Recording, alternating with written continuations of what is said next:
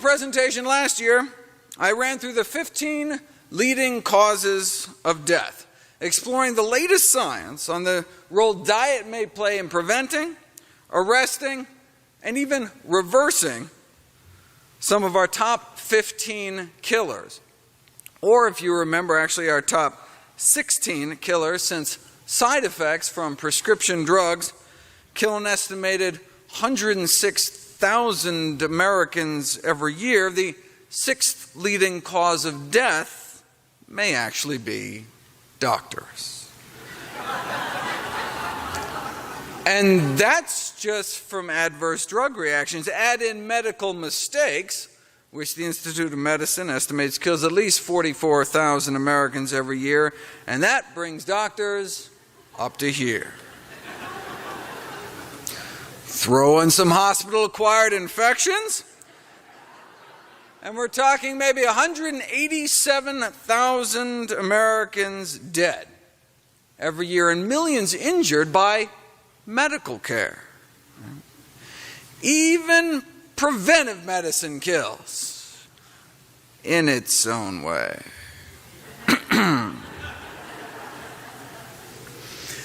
The best way to avoid the adverse effects of medical and surgical tests and treatments is not to avoid doctors, but to avoid getting sick in the first place. So this year I thought I'd run through the top dozen reasons people visit their physicians to highlight some of the latest research in hopes of moving me down the list of common killers. The number one primary disease diagnosis at office visits is a respiratory disease, like a common cold.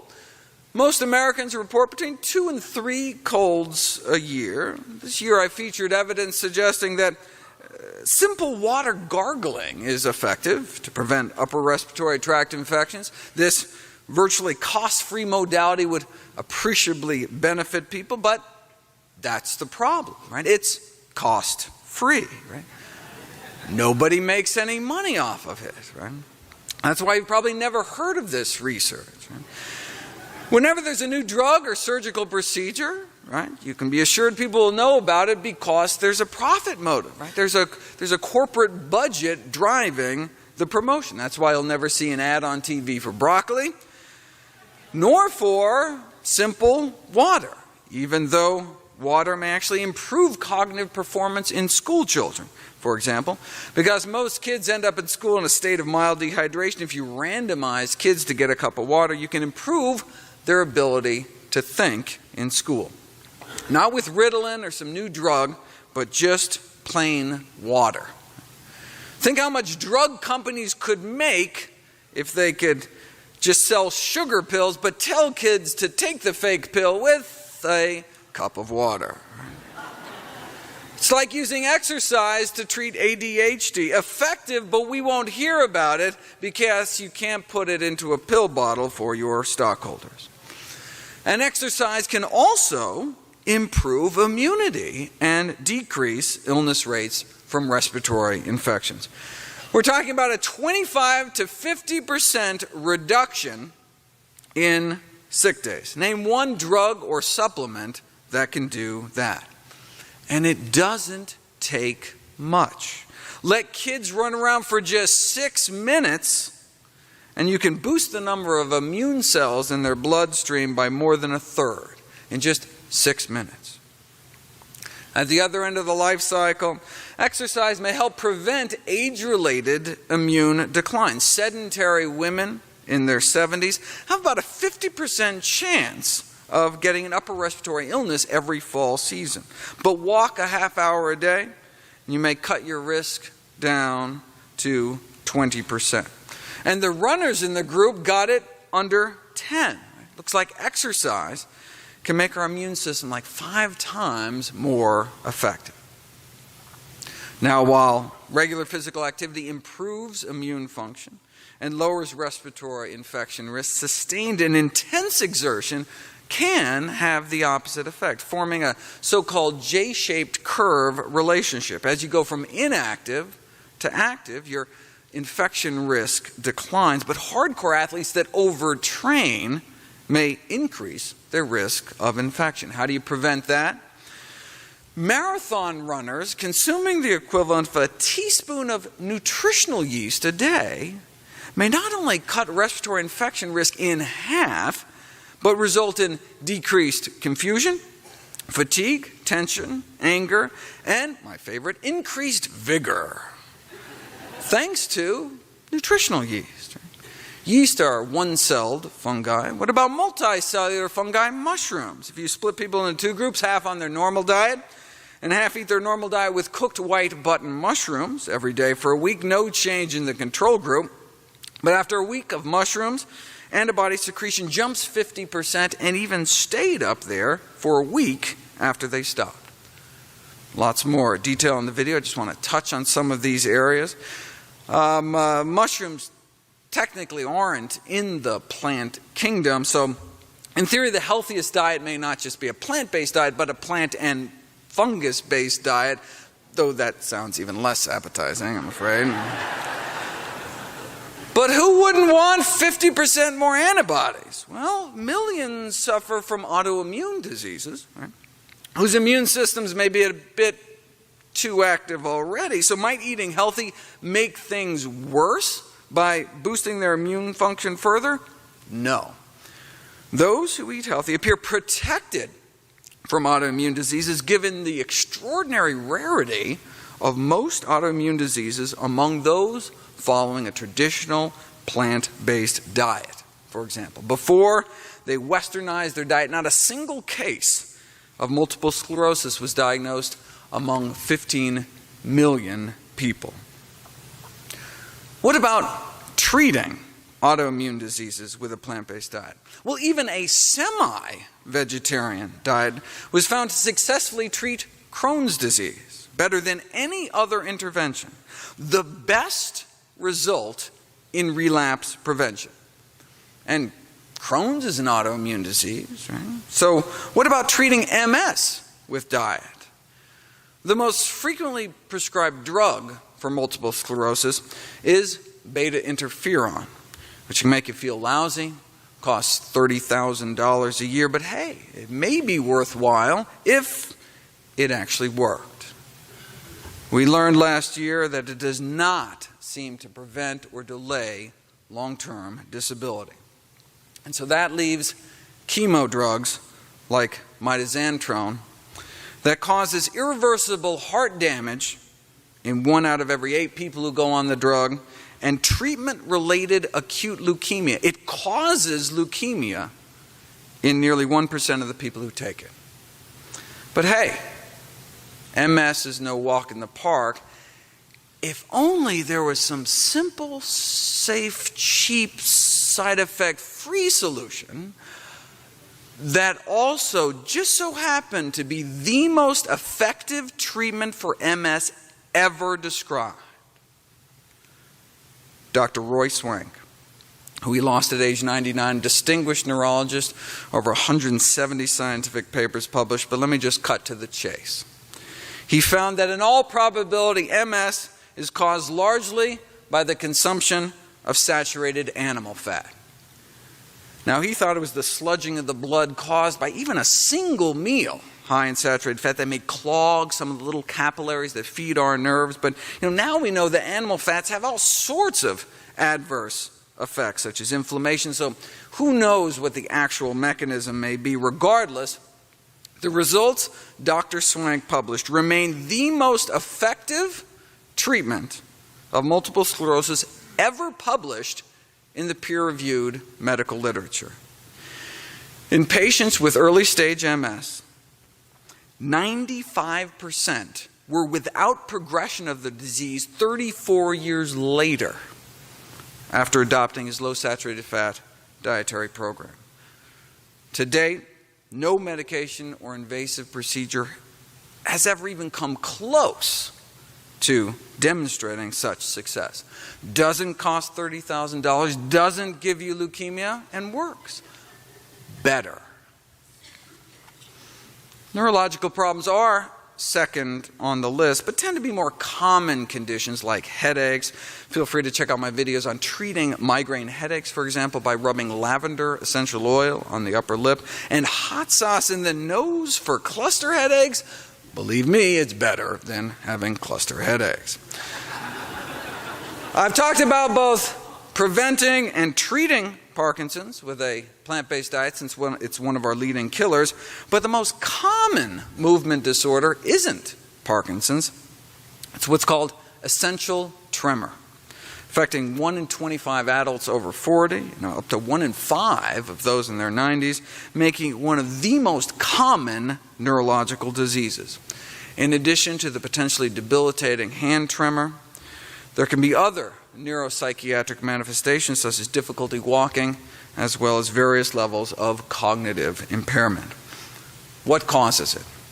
Well, there's a group of neurotoxins that produce tremor called beta-carboline alkaloids. Harmane is one of the most potent of these tremor-producing neurotoxins. You expose people to these chemicals, they develop a tremor, you take it away, the tremor disappears. Well, what if you're exposed long-term? Well, this recent study found that those with essential tremor have much higher levels of this toxin in their bloodstreams compared to those without the tremor. How'd they get exposed to it? Primarily through meat. Beef, chicken, and pork, and fish, actually. So if this potent tremor-producing neurotoxin is concentrated in cooked muscle foods, is meat consumption associated with higher risk of essential tremor? Men who ate the most meat in this study had 21 times the odds of essential tremor. Just to put that in context, you go back to the original studies on smoking and lung cancer, smoking was only linked to at most 14 times the odds, not 21. It's like a 2,000% increase in odds for this disabling brain disease. Next on the list is circulatory diseases, the #1 killer of men and women. Among populations who ate plant-based diets, MS was almost non-existent. What about heart disease? Last year, the International Journal of Epidemiology reprinted a landmark article from the 50s that started out with a shocking statement. In the African population of Uganda, coronary heart disease is almost non-existent. Our #1 cause of death almost non-existent? What were they eating? Plantains and sweet potatoes, other vegetables, corn, millet, pumpkins, tomatoes, and green leafy vegetables are taken by all. And their protein almost entirely from plant sources. And they had the cholesterol levels to prove it, similar to modern day plant eaters.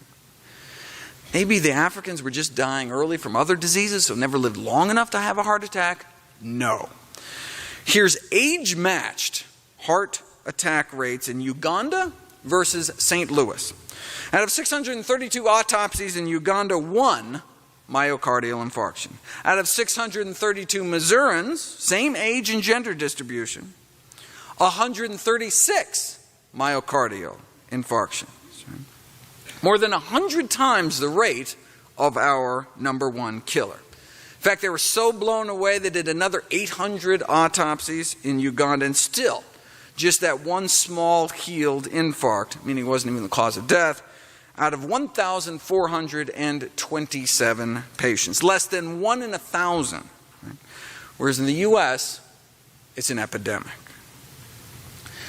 This is a list of diseases found commonly here and in populations that live and eat like the US, but were rare or even non-existent in populations eating diets centered around whole plant foods. These are among our most common diseases, like obesity, hiatal hernia, one of the most common stomach problems, hemorrhoids, and varicose veins are most common venous disorders, colorectal cancer, #2 cause of cancer death, diverticulosis, #1 disease of the intestines, appendicitis, #1 cause of emergency abdominal surgery, gallbladder disease, #1 cause of non-emergency abdominal surgery, and ischemic heart disease. our commonest cause of death here, but a rarity among plant-based populations. Heart disease is a choice, like cavities. Right? If you look at the teeth of people who lived over 10,000 years before the invention of the toothbrush, they pretty much had no cavities. Didn't brush a day in their lives, never flossed, no Listerine, no water pick, yet no cavities. Because, candy bars hadn't been invented yet. So why do people continue to get cavities when we know they're preventable through diet? Simple, right? Because the pleasure people derive from dessert, right, may outweigh the cost and discomfort of the dentist chair. And that's fine, right? Look, as long as people understand the consequences of their actions, right, as a physician, what more can I do, right? If you're an adult and you decide the benefits outweigh the risks for you and your family, then, go for it. I certainly enjoy the occasional indulgence. I've got a good dental plan, right? But what if instead of the plaque on your teeth, we're talking about the plaque building up in your arteries? Another disease that can be prevented by changing your diet. Then what are the consequences for you and your family? Right? Now we're not talking about scraping tartar anymore. Right? Now we're talking life and death. The most likely reason most of our loved ones will die is heart disease. It's still up to each one of us to make our own decisions as to what to eat and how to live, but we should make these choices consciously, educating ourselves about the predictable consequences of our actions. Atherosclerosis, hardening of the arteries, begins in childhood. By age 10, the arteries of nearly all kids have fatty streaks, the first stage of the disease. Then plaques start forming in our 20s, get worse in our 30s, and then can start killing us off. In our heart, it's a heart attack. In our brains, it's a stroke. In our limbs, it can mean gangrene. In our aorta, an aneurysm. If there is anyone in this audience over the age of 10 years of age, the question isn't whether or not to eat healthy to prevent heart disease. It's whether or not you want to reverse the heart disease you already have. Ornish and Esselstyn proved you can reverse heart disease with a plant-based diet, but you don't have to wait for your first heart attack to unclog your arteries. We can start reversing our heart disease right now. We can start reversing the heart disease in our kids tonight. How do we do it? According to the editor-in-chief of the American Journal of Cardiology this year, the only risk factor required for these atherosclerotic plaques, our number one killer, is cholesterol. Elevated LDL, so-called bad cholesterol, in our bloodstream. To drop our LDL cholesterol, we need to drop our intake of three things: trans fats, saturated fats, and dietary cholesterol. Trans fats increase our risk of heart disease, sudden death, diabetes, basically only found one place in nature, and that's animal fats. The food industry, however, found a way to synthetically create these toxic fats by hardening vegetable oil in a process called hydrogenation, which rearranges their atoms to make them act more like animal fats. Currently, nearly half of America's trans fat intake comes from animal products. According to the USDA, cheese, milk, yogurt, burgers, chicken fat, turkey meat, bologna, hot dogs contain up to between 1% to 5% trans fats naturally. They also found small amounts of trans fats in non-hydrogenated vegetable oils due to the refining process.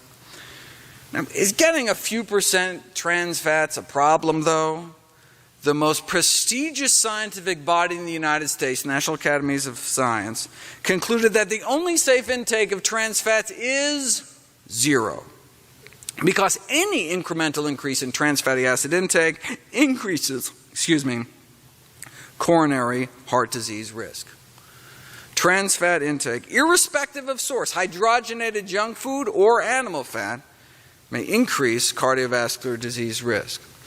And because trans fats are unavoidable in ordinary non-vegan diets, getting down to 0 trans fats would require significant changes in the patterns of dietary intake for most Americans. One of the authors of the report, the director of Harvard's cardiovascular epidemiology program, famously explained why, despite this, they didn't recommend a plant-based diet. We can't tell people to stop eating all meat and all dairy products, he said. Well, we could tell people to become vegetarians, he added. If we were truly basing this only on science, we would, but it is a bit extreme.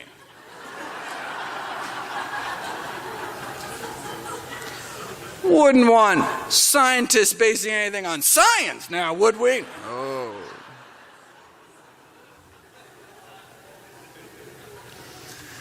Avoiding saturated fat means basically avoiding dairy, chicken, cake, and pork.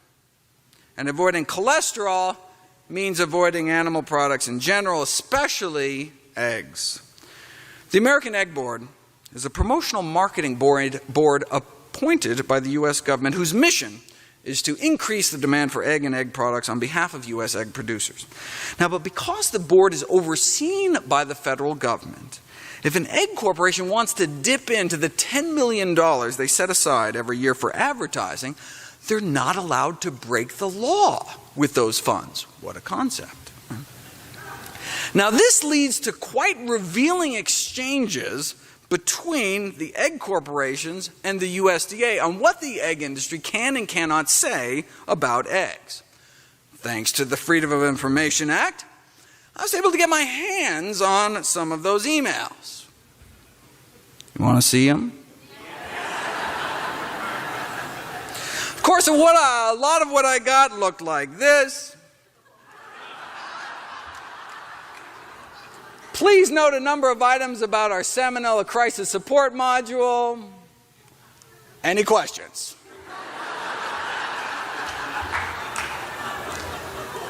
Or even better, entire sheets of paper that literally just said this. That was the whole sheet of paper. Our tax dollars hard at work. But check this out. This is some egg company trying to put out a brochure on healthy snacking for kids. But because of existing laws against false and misleading advertising, the head of the USDA's Poultry Research and Promotion Programs reminds them that you can't couch eggs or egg products as being healthy or nutritious. See, the words nutritious and healthy carry certain connotations. You know that food's actually good for you. But because eggs have the amount of cholesterol that they do, not to mention the saturated fat, the words healthy and nutritious are problematic when it comes to eggs. This is the USDA talking. Now, since you can't say eggs are a healthy start to the day, the USDA suggests a satisfying start. Can't call eggs a healthy ingredient, but you can call it a recognizable ingredient.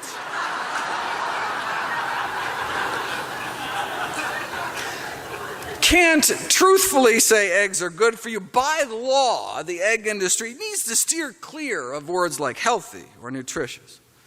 For food to be labeled healthy under FDA rules, it has to be low in saturated fat. Eggs fail that test, and less than 90 milligrams of cholesterol per serving. Even half an egg fails that.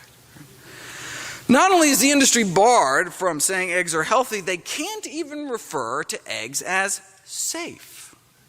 All references to safety must be removed. Remember, this is the USDA talking. Why? Because more than 100,000 Americans are salmonella poisoned by eggs every year. Instead of safe, you can call eggs fresh, the USDA marketing service suggests. But you can't call eggs safe. You cannot say eggs are safe to eat. You can't say they're safe, can't even mention safety, can't say they're healthy. All references to healthfulness must be deleted as well. Wait a second. Not only can eggs not be called healthy, they can't even be called safe? Says who? Says the United States Department of Agriculture. I love the Freedom of Information Act. Musculoskeletal and connective tissue disorders are next. You know, I always assumed cholesterol drugs were the leading class of drugs prescribed. It's actually painkillers, though, for conditions like fibromyalgia, a syndrome suffered by millions that can be dramatically improved with a variety of plant-based diets. In fact, producing some of the most impressive results to date. I've already covered both diabetes and depression as two of our leading causes of death last year. Pap smears for early detection of cervical cancer, common reason for a doctor's visit. Cervical cancer is now considered a sexually transmitted disease caused by a sexually transmitted virus called HPV. Most young women these days contract HPV, but most don't get cervical cancer because their immune systems are able to clear away the virus. 70% of women clear the infection within 1 year, and more than 90% within 2 years before the virus can cause cancer, unless you're immunocompromised or something. Right? Well, if that's the case, maybe those with particularly strong immune systems might clear the virus even faster. That's what may be behind this study that found that women eating vegetarian appear to have significantly lower infection rates with HPV, one of many studies reporting lower risk of HPV infection among those eating plant-based diets. So, for example, if you take a bunch of women with cancer-causing strains of HPV infecting their cervix, right, and retest at 3 months and 9 months while analyzing their diets, what do you find? Higher levels of vegetable consumption may cut the risk of HPV persistence in half, doubling one's likelihood of clearing this cancer-causing infection. And higher levels just meant like 2 or more servings a day. Right? This may help explain these important new findings this year. Vegan women have significantly lower rates of all female cancers combined, including cancer of the cervix. So even though it's a virus that's causing the cancer, a healthy diet may still reduce the risk. In the same way that fermented pickles, kimchi, and sauerkraut foster the growth of good bacteria by maintaining an acidic environment, so does the human vagina. The normal pH of one's vagina is that of tomato juice. Once it starts creeping up to that of coffee, though, an overgrowth of bad bacteria can take hold and cause bacterial vaginosis, which affects an astounding 29% of American women, making it the most frequent cause of vaginal complaints. It's commonly diagnosed with the so-called whiff test, where the doctor literally takes a whiff of the vaginal discharge, smelling for the characteristic fishy odor. Why is it so common? Well, it's thought that high fat intake, particularly saturated fat, remember dairy, chicken, cake, and pork, right, may increase vaginal pH, thereby increasing the risk of bacterial vaginosis. So now that we know, the next step ahead includes sharing these findings with OBGYNs and general practitioners, as well as increasing the awareness of the general community as to the importance of optimal nutrition to prevent infections of the genital tract, reduce associated disease, and maintain reproductive health. What might saturated fat do to the reproductive health of men? A recent Harvard study found that increasing saturated fat intake just 5% was associated with a 38% lower sperm count. But why? I've talked about the role of these so-called xenoestrogens, these endocrine-disrupting chemicals, these pollutants that build up in animal fat. But male fertility is more than just about sperm count, the number of sperm, but how well the sperms work. More about that in my video, Male Fertility and Diet. When it comes to male reproductive health, though, this is what doctors hear about the most.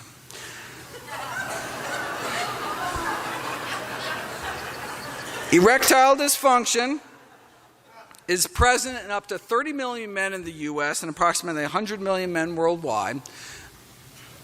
Wait a second. The U.S. only has about 5% of the world's population, yet up to 30% of the impotents? We're number one!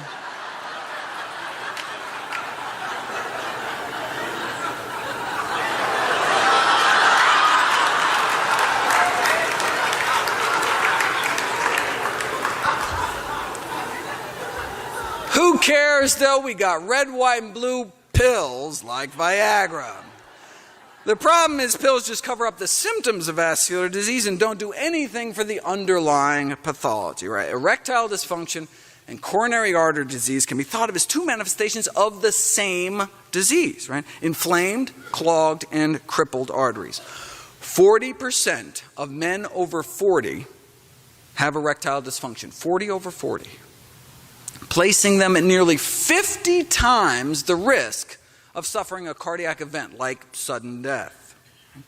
Nearly 5,000% increase in risk, leading the latest to review to ask, is there any risk greater? Right? And we used to think of erectile dysfunction in younger men in their 20s and 30s as psychogenic in origin, meaning it's all in their heads. But now we're realizing it's more likely the early signs of vascular disease. A man with erectile dysfunction, even if they have no cardiac symptoms, should be considered a cardiac patient until proven otherwise.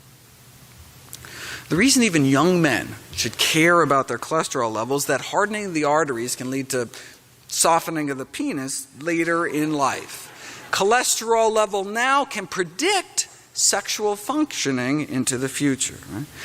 Just gonna keep eating crap because you can pop some pills. All the Viagra in the world may not help your sex life after a stroke. The take-home message is simple. Simple equation. ED stands for early death. Right? It's survival of the firmest.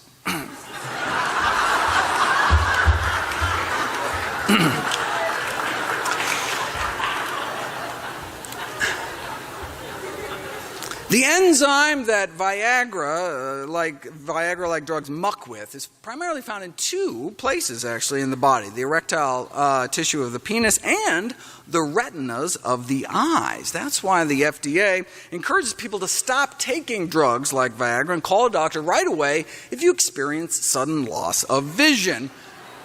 If, of course, you can still find your phone. Which brings up the next group of primary diagnoses, injury and poisoning, which includes adverse drug side effects. Next comes skin complaints. Any hope for cellulite? Well, check out the video, but basically researchers compared a meat-free, egg-free diet of mostly vegetables, grains, beans, fruits, and nuts to the conventional diabetic diet. And the veg group lost more weight, even though they were forced to eat the same number of calories, yet still lost more weight, lost more waist, got slimmer, lost more cholesterol, more sub-Q fat, and more abdominal fat, more belly fat. And it's the subcutaneous fat that makes up cellulite. And those with sensitive skin should give flax seeds a try. Next up is digestive issues. Though there is an International Prune Association keeping us all apprised of the latest prune news from around the world. In the U.S., the California Prune Board successfully pressured the FDA to change the name of prunes to dried plums, which evidently evokes more of a positive fresh fruit goodness image, in hopes of attracting their target audience, women, Of course, it might actually help if they included one or two of them on their board, but the name change was in hopes of de-emphasizing its connection with digestive regularity issues. Why sell yourself short, though? Randomized clinical trial prunes versus Metamucil. Nearly 60 million Americans suffer from chronic constipation. Here's the study subjects at baseline. Each dot is a complete spontaneous bowel movement. Note how many people had 0 bowel movements per week at baseline, but an average of 1.7 a week, which went up to 3.5 on prunes, bowel movement every other day at least, better than Metamucil. So they conclude dried plums should be considered first-line therapy for chronic constipation. But if that's what adding one plant to our diet can do, what if all you ate was plants? Off the charts.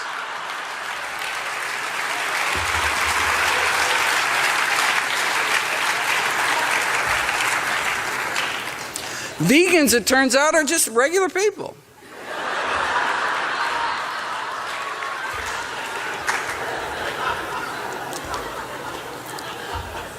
I also cover other digestive conditions such as irritable bowel, chronic indigestion, but what about cancer?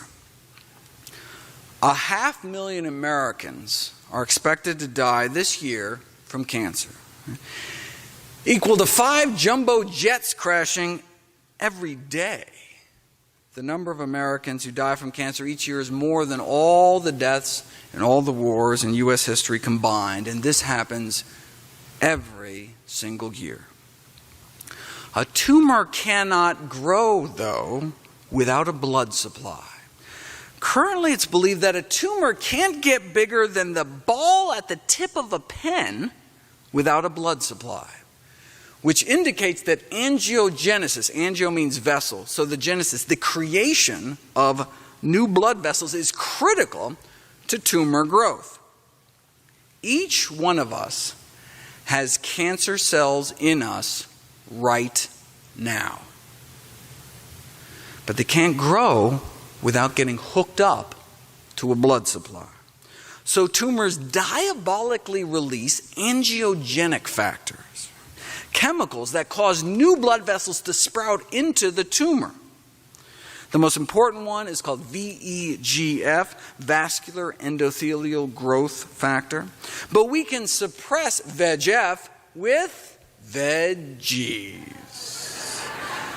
Many of the phytonutrients we know and love in tea and spices and fruit and berries and broccoli and beans can block cancer's stimulation of new blood vessels.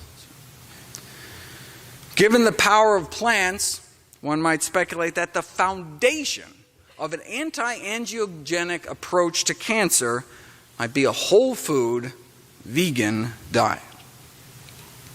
How else can we starve cancer? 40 years ago, a landmark paper was published showing that many human cancers have what's called absolute methionine dependency, meaning normal cells thrive without the amino acid methionine, but cancer cells need it or they die. What does cancer do with methionine? Well, tumors use methionine to generate gaseous sulfur-containing compounds that specially trained diagnostic dogs can actually pick up. There are mole-sniffing dogs that can pick out skin cancer. There are breath-sniffing dogs that can pick out people with lung cancer. Pee-sniffing dogs that can diagnose bladder cancer. And yes, you guessed it, fart-sniffing dogs for colorectal cancer. Doctors can now bring their lab to the lab. A whole new meaning to the term PET scan.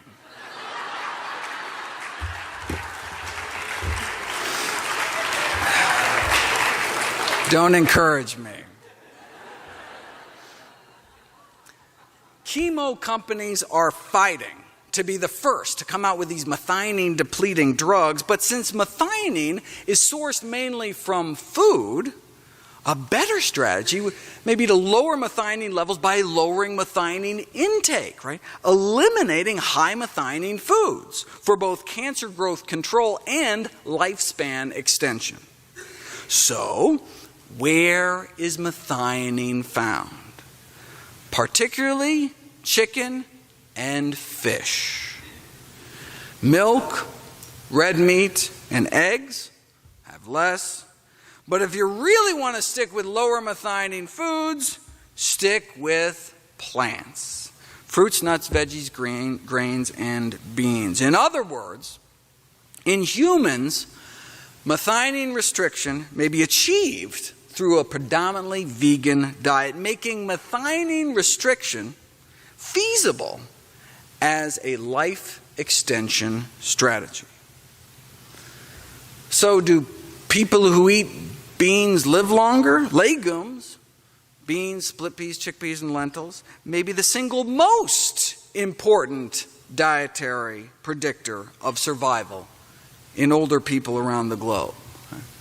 Whereas a bean-free diet may actually increase the risk of death. It is now 8 years since the famous Ornish study was published, suggesting that 12 months on a strictly plant-based diet could reverse the progression of prostate cancer. Wait a second, how are they able to get a group of older men to go vegan for a year?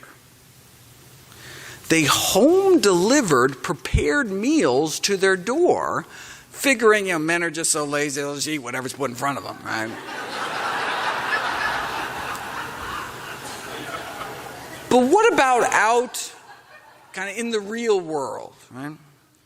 Well, realizing that you can't even get men diagnosed with cancer to eat a measly 5 servings of fruits and vegetables a day, researchers tried settling on just trying to change their A to V ratio, the ratio of animal to vegetable proteins. And indeed, were successful in cutting the ratio in half, at least, from about 2 to 1 animal to plant to kind of like half vegan, 1 to 1.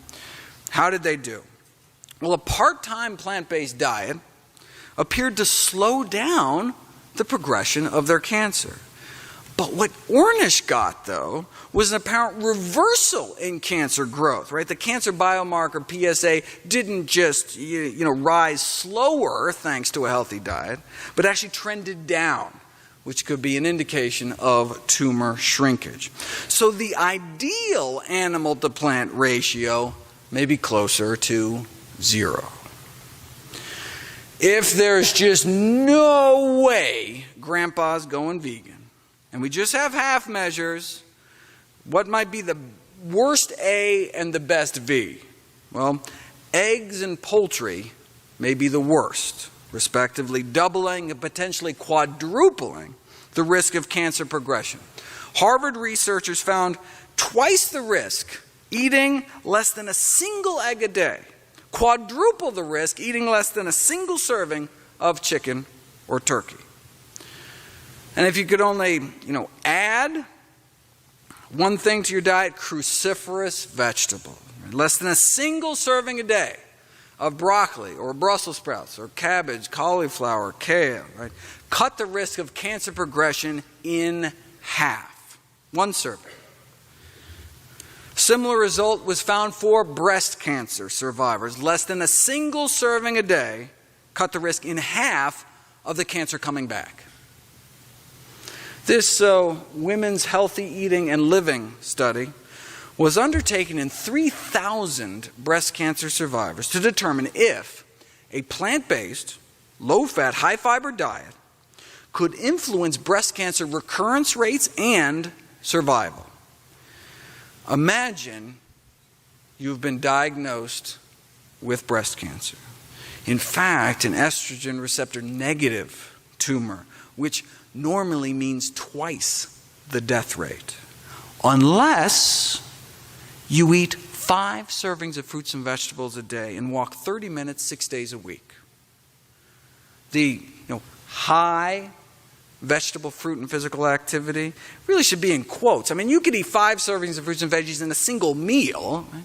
And certainly walk more than 2 miles a day. Right? But imagine, for a second, you have just been diagnosed. Imagine sitting in that chair in the doctor's office as your doctor breaks the news. Imagine how you'd feel at that moment. Let it sink in. But there's a new experimental treatment that can cut your risk of dying in the next few years from over 16% down to just 4%. To quadruple their survival rate, many women would remortgage their home to fly to some quack clinic in Mexico, would lose all their hair to chemo, but most apparently couldn't stand the thought of eating broccoli and cutting down on meat. Maybe someone should start cooking meals for the women too. The only reason Ornish and colleagues were able to get away with treating cancer with a vegan diet alone, no chemosurgery, radiation, is because prostate's a slow-growing cancer. And patients with early disease can be kind of placed in a holding pattern. So if you're not going to do anything but watch and wait, you might as well test out a dietary intervention. Are there other cancers like that we can test out plants on? Esophageal cancer is not the cancer to get. Most die within months of diagnosis, but the development of esophageal cancer is this multi-stage process. You start out with a normal esophagus, the tube that runs from your mouth down to your stomach. Starts out fine. Then precancerous changes start to take place. Then localized cancer starts to grow, and eventually it spreads, and you die. But because of this well-defined, kind of stepwise progression of the cancer, researchers jumped on it as a way to test the ability of berries, the healthiest fruits, to reverse this process. A randomized, phase 2 clinical trial of powdered strawberries. 6 months of eating the equivalent of a pound of fresh strawberries a day, and the progression of disease was reversed in 80% of the patients. At the beginning of the study, none had a normal esophagus, but by the end of the study, most lesions either regressed from moderate to mild or disappeared completely. Right? From moderate to mild, or from mild to gone. By the end of the study, half of those in the high-dose strawberry treatment walked away disease-free. 52.7% cured. A drop in tumor markers before and after, all because of just strawberries. Right? Cellular proliferation before and after strawberry treatment. Same story with black raspberries and oral cancer. Right? Most patients' lesions improved, including complete clinical regression. Now you see it, now you don't. A turning back on of tumor suppressor genes. So even though it may have been something like tobacco that caused the cancer, right, diet can still affect progression. But this kind of treasure remains buried, no pun intended, because nobody profits. Nobody, that is, except the hundreds of thousands of people that die every year from these horrific cancers. And finally, infections. After the common cold, the most common infection is of the urinary tract. We've known for decades that it's bacteria creeping up from the rectum that cause bladder infections, but only recently did we figure out where this rectal reservoir of bladder-infecting E. coli was coming from: chicken. We now have proof of a direct link between farm animals, meat, and bladder infections. Solid evidence that urinary tract infections can be a zoonosis, bladder infections as an animal-to-human disease. The best way to prevent bladder infections is the same way you best prevent any infections, by not getting infected in the first place. Can't you just use a meat thermometer, cook the meat thoroughly? No, because of cross-contamination. We've known for decades that you give someone a frozen chicken to prepare and cook in their own kitchen, as they normally would, a multitude of antibiotic-resistant E. coli jumps from the chicken into the gut of the volunteer even before eating it. This jump happens after the bird is prepared, but before any meat was eaten. So not only did it not matter how well the chicken was cooked, it didn't even matter if you eat any, right? It's the bringing it into the home and handling it. Within days, the drug-resistant chicken bacteria had multiplied to the point of becoming a major part of the person's gut flora, right? They're like the chicken bacteria like taking over. What if you're really careful in the kitchen, though? The effectiveness of hygiene procedures for prevention of cross-contamination from chicken carcasses in the domestic kitchen. They went into 6 homes, gave them each a chicken, asked them to cook it. After they were done cooking, there was bacteria from chicken feces, Campylobacter, Salmonella, both serious human pathogens, everywhere. On the cutting board, utensils, on their hands, on the fridge handle, cupboard, oven handle, doorknob. This was before they cleaned up. What about after cleaning? Still pathogenic fecal bacteria everywhere. And this was just, regular retail chicken bought at the supermarket. It's not like the researchers inoculated the chickens with bacteria. They just come pre-packaged from the store with pathogens. Obviously, people don't know what they're doing in the kitchen, so they took another group of people, gave them specific instructions. After you cook the chicken, you have to wash everything with hot water and detergent. Right? They were told specifically, wash the cutting board, right? Knobs on the sink, the faucet, the fridge, the doorknobs, everything, okay? And the researchers still found disease-causing fecal matter chicken bugs everywhere. Fine. The last group. This time they were going to insist that people bleach everything. The dishcloth immersed in bleach disinfectant, and then they spray the bleach on all these surfaces, right? Let the bleach disinfectant sit there for 5 minutes, all right. And they still found Campylobacter and Salmonella on some utensils, the dishcloths, the counter around the sink, and the cupboard. Right? Definitely better, but still, right? Unless our kitchen is like some biohazard lab, right? The only way to guarantee not leaving infection around your kitchen is to not bring it into your house in the first place. Now, the good news is it's not like you eat chicken once and you're colonized for life. In this study, chicken bacteria only seemed to last about 10 days before your good bacteria could kind of muscle it out of the way. Right? The problem is, though, that most families eat chicken more than once every 10 days, so they'd be constantly reintroducing these pathogens into their systems. What if you already have a urinary tract infection, though? For example, can cranberry juice treat bladder infections? Find out in my video, can cranberry juice treat bladder infections? Of course, eating chicken can give you regular food poisoning too, and foodborne pathogens were ranked last year to figure out which was kind of the worst. Number 1 on their list was Salmonella, the leading cause of food poisoning related hospitalization and the number 1 cause of food infection related death. Yet it remains legal to sell salmonella-contaminated chicken in the supermarket. It all goes back to a famous case in 1974 when the American Public Health Association sued the USDA, saying, wait a second, you can't put a stamp of approval on meat contaminated with our leading foodborne killer. What could the USDA possibly say in meat's defense? They pointed out that, look, there's salmonella infections linked to dairy and eggs too, so since there are numerous sources of contamination, it would be unjustified to single out the meat industry. That's like the tuna industry saying, yeah, no reason to put label levels of mercury on tuna cans because people could get exposed eating a thermometer too. Right? Okay.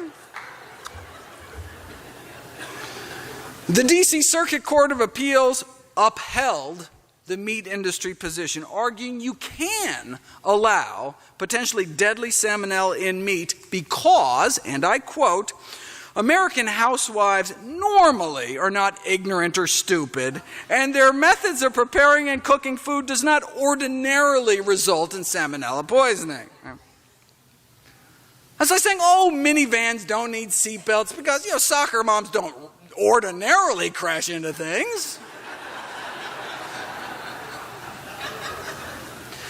To this day, it's legal to sell salmonella-contaminated meat. Anyways, there we have it. Top dozen reasons people seek medical care, mostly for diseases that could have been prevented. And then, look, rather than treating the underlying cause of the disease, typically doctors treat risk factors for a disease, such as giving a lifetime's worth of medications for, high blood pressure, blood sugar, cholesterol, right? Think about it. Right? High blood pressure is just a symptom of diseased dysfunctional arteries. Sure, you can take drugs every day for the rest of your life to artificially lower your blood pressure, but that's not treating the root cause. Disregarding the underlying causes and treating only risk factors is somewhat like mopping up the floor around an overflowing sink instead of just turning off the faucet. Right? But drug companies are more than happy to sell you a new roll of paper towels every day for the rest of your life. When the underlying lifestyle causes are addressed, many people stop taking medications, can avoid medications, avoid surgery. We spend billions cracking people's chests open. Rarely does it actually prolong anyone's life. In contrast, how about wiping out 90% of heart disease? Think about it. Heart disease accounts for more premature deaths than any other illness, almost completely preventable by changing diet and lifestyle. And those same changes can prevent or reverse many other chronic diseases as well. The same dietary changes, right? So why don't more doctors do it? Well, one reason is doctors don't get paid for it. No one profits from lifestyle medicine, so it's not part of medical education or practice. Presently, physicians lack training and financial incentives, so they continue to do what they know how to do: prescribe medication, perform surgery. After Dean Ornish proved you could reverse our number one cause of death, heart disease, open up arteries without drugs, without surgery, just a plant-based diet, other healthy lifestyle changes, he thought that his studies would have a meaningful effect on the practice of mainstream cardiology. After all, a cure for our number one killer? But he admits he was mistaken. He realized physician reimbursement is a much more powerful determinant of medical practice than research. Reimbursement over research. Not a very flattering portrayal of the healing profession. But hey, look, if doctors won't do it without getting paid, let's get them paid. So Dr. Ornish went to Washington, arguing that, look, if we train and pay for doctors to learn how to help patients address the real causes of disease with lifestyle medicine, not just treat disease risk factors, we could save trillions.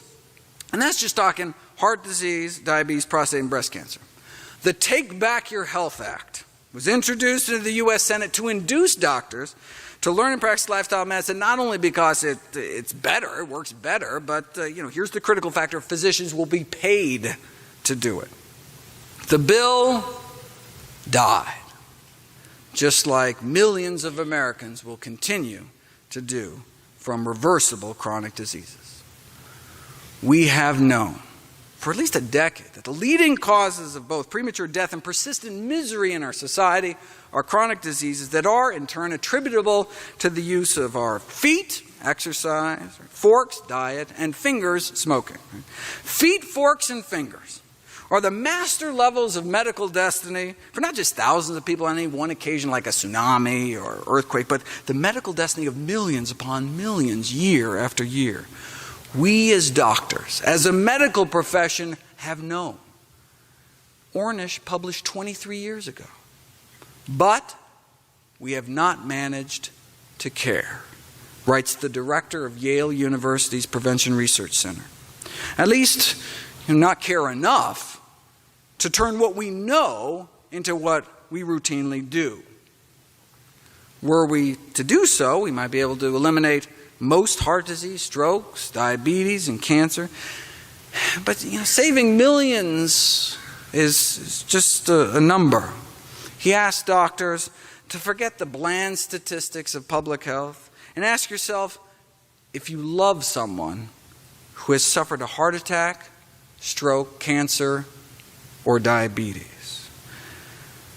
Now imagine their faces. Whisper their names. Recall what it felt like to get the news. While you're at it, imagine the faces of others like you and me imagining beloved faces. Look around the room. Now imagine if 8 out of 10 of us wistfully reflecting on intimate love and loss, on personal anguish, never got that dreadful news because it never happened. Mom did not get cancer. Dad did not have a heart attack. Grandpa didn't have a stroke.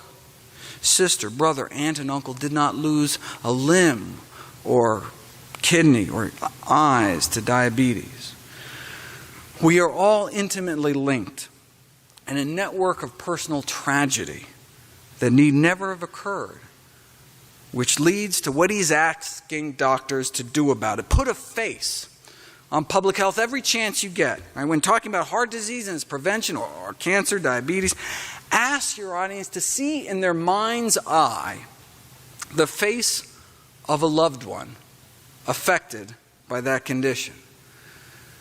Then imagine that loved one among the 80% who need never have succumbed if what we knew as doctors were what we do.